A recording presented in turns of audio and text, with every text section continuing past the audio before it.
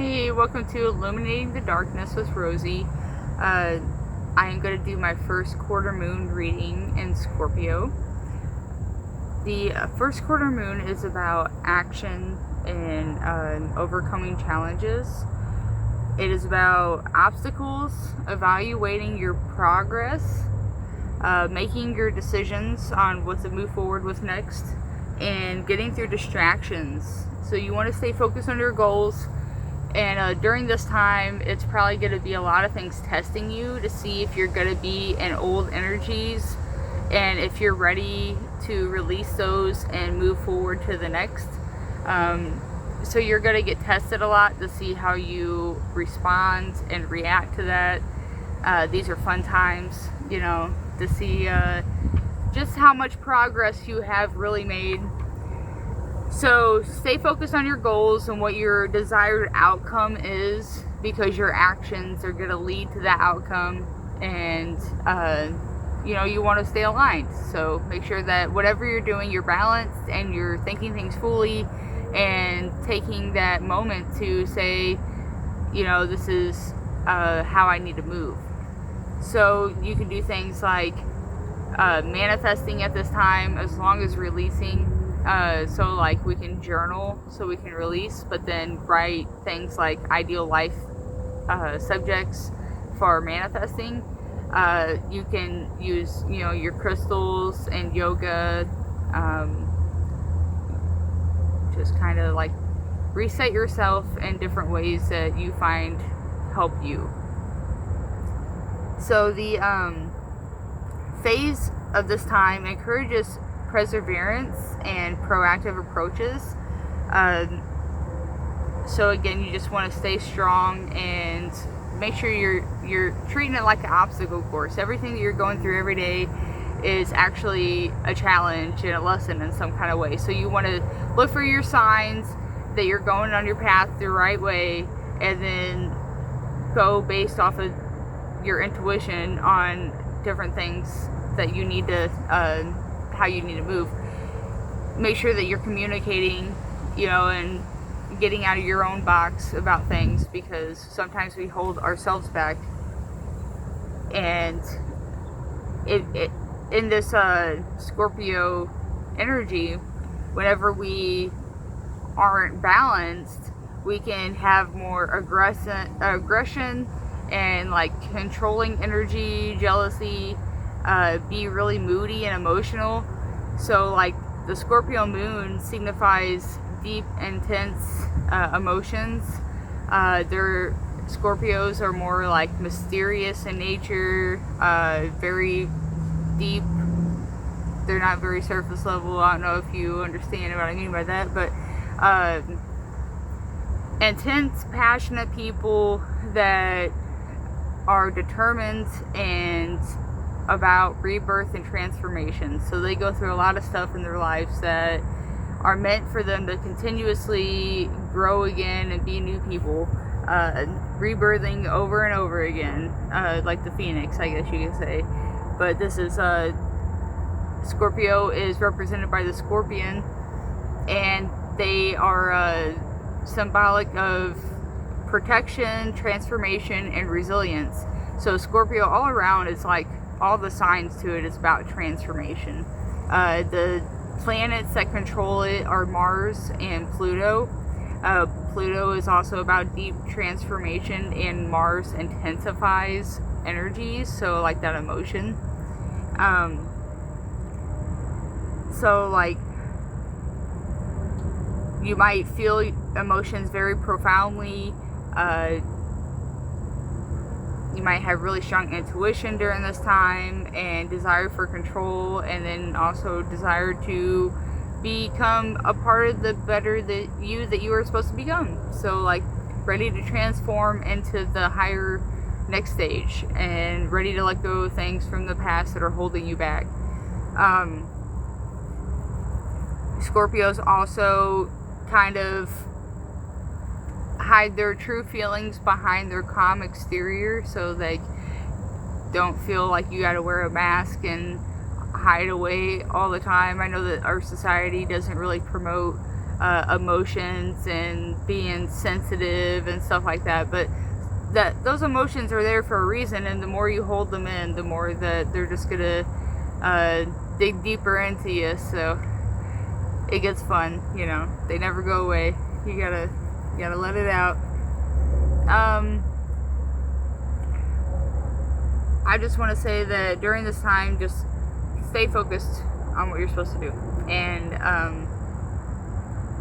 the challenges are probably gonna again be emotional, be challenging, of making you see deeper surfaces of knowledge about things that probably aren't the prettiest, because again, the house of death and sex and birth.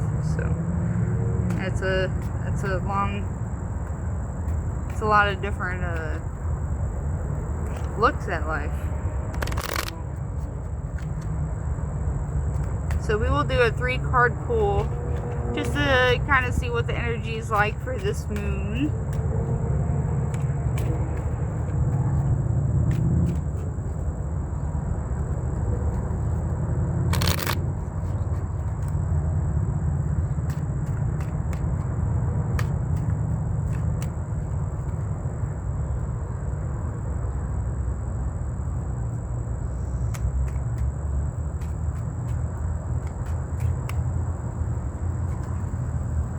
Alright. We got the Page of Swords in reverse.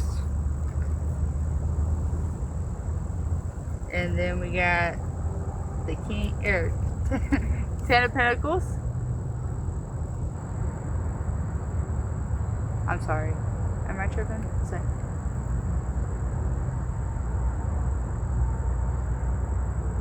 Is it 9 of Pentacles? I think it's 9. 1, 2, 3, 4, 5, 6, 7, 8, 9. Okay, I'm sorry. 9 of Pentacles. I looked at it wrong. 10 is just the X. Hey guys. We don't usually use Roman numerals anymore. Okay. And then the Fool in reverse.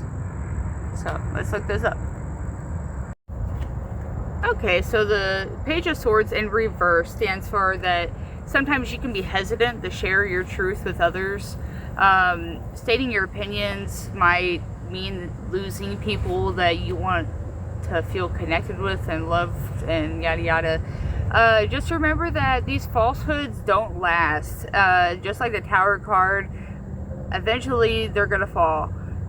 So shred your fears and speak freely, because sometimes that's what people need. They don't like it, but your voice is the connection with God, because you're allowing Him to come through you. You know what I'm saying? Like, you want others to do the same for you to whenever they notice something that you need help with. Like, you know, sometimes we don't want to ask for help, but we want to hold on to things, but it's better if we release it and heal from it and move forward from it. This card also means that you want to fulfill commitments that you have taken on, and might stand for the inability to perform. It can encourage you to understand the worth of your words. So swords is usually about speaking and, you know, air signs. So communicate and speak freely. So the 9 of Pentacles can be about confidence, independence. It could be about building the luxury in life that has allowed you to be able to rest and relax and not have to worry and grind every moment of every day. This is not the final phase, but it's a phase for you to just relax and surrender and maybe enjoy nature, see the beauty and the soft sides of life. Do not overindulge. So like, you created all this stuff, but you don't want to do anything that's gonna offset that. You know what I'm saying? Sometimes we do a little bit too much and it throws us off, and all the hard work that we put in kind of goes down the gutter because of bad decisions and moving by impulse. So you want to harness the high vibe of energy of life and just calm your nerves. So again, this is just your relax and flow state to allow the manifestations and the next phase of your life to come into.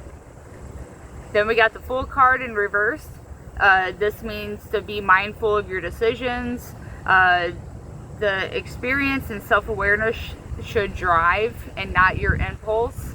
So you want to make sure that you are always in your driver's seat and you're taking hold of your actions and seeing that you are the person in control. See that we can face repercussions to everything that we do, so you always want to make sure that you're moving in the right light. And then just slow down to see things as they are. So like again, with these people that you don't want to speak freely to and you're trying to people please with, it can see the relationship for what it is. You know, maybe it's just not meant to be. Like I had to cut off a lot of people in my life because they were very toxic, and it hurts to do that, but sometimes we have to do that to better ourselves.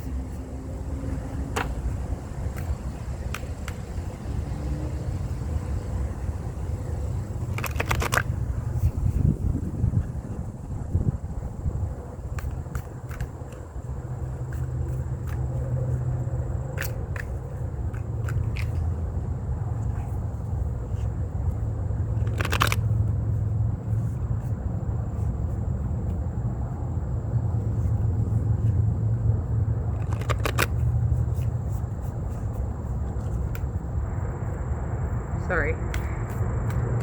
Just shoveling.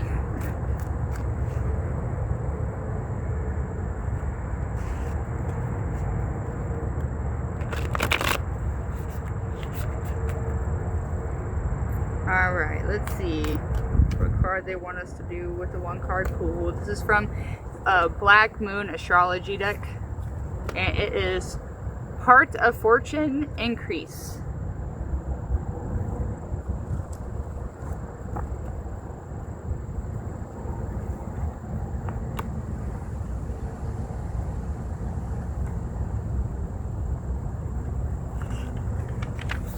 Well, okay, my bad. In early mythology, Fortuna was the daughter of Jupiter, the god of good luck. She is the Roman goddess of destiny and bounty. Her name in Latin is Freya. It means she who brings forth. The part of fortune is just one of the lots among several used in astrology. However, it is considered the most important one. Lots are also known as Arabic parts. Arabic parts. After the fall of the Roman Empire, Western astrology picked up the Arabian and Persian practice of reading lots in the horoscope. Lots are based upon mathematical calculations, the distance between 2 points with the degree of the rising sign, the ascendant, added. The part of fortune is the same distance from the longitude of the ascendant as the moon lies from the sun. So if the sun and moon are conjunct, that is almost perfectly aligned, then the part of fortune will fall on the ascendant. If, on the other hand, the sun and moon are in opposition of each other, then the part of fortune will fall on the descendant, cups of the 7th house. Many look upon the part of fortune as moon energy, which means the talents and gifts it endows upon an individual are both nascent and unconscious. It is as if its powers are waiting beneath the surface of water, and when the water is stirred by action or thought, those talents and gifts emerge. When the part of fortune card turns up in a reading, it means a time when things begin to flow more easily and you will have your success. But success and how it will come about and how long it will take will very much depend upon the surrounding cards. You may want to take advantage of this time of easy flow and resolve conflicts. So easy flow, that's nine of Pentacles, right? It is time to heal that toxic situation that has been so difficult to overcome. Since the part of fortune mostly means gifts, you may want to take on another area of study or master another art form. You are more creative and in tune with your imagination as well as your emotions. This card also means that benefits will suddenly be placed in your path. Since fortune is fate, it will very well seem as if you just stumbled upon them. Disagreements are improbable, but if they happen, you will likely take the high road. Another area that looks extremely fortunate is anything to do with public relations or promotion. This is a period of recognition and achievement. Your overall popularity is increasing and some type of recognition is on its way. It is also a favorable time of learning, teaching, and taking exams. You may want to do good and honor others. Through this, you will gain respect and opportunity. You will heartily share what you have gained for yourself with others. Injustices of any kind will challenge and rouse you into action. If your question is in regards to romance or any type of relationship, know that the situation is a fated one. It is meant for both of you to help fulfill each other's calling. This will not be a relationship you can ever move away from easily. Destiny is involved, so together you are called to achieve master higher things that will be more difficult had you not met each other. In this, there will be challenges, even though the love will always remain. Your desire to fly is strong at the moment. Any shackles previously placed are being smashed and you are experiencing a release. Moving ahead is what this card is about. Madam Fortune smiles upon you. So again, this time is about releasing these things so you can move forward, and next week it will be the full moon. So again, I'm going to try to keep these readings up every week. Come back and see what the moon energy is next week. Like, share, and subscribe. Thank you guys.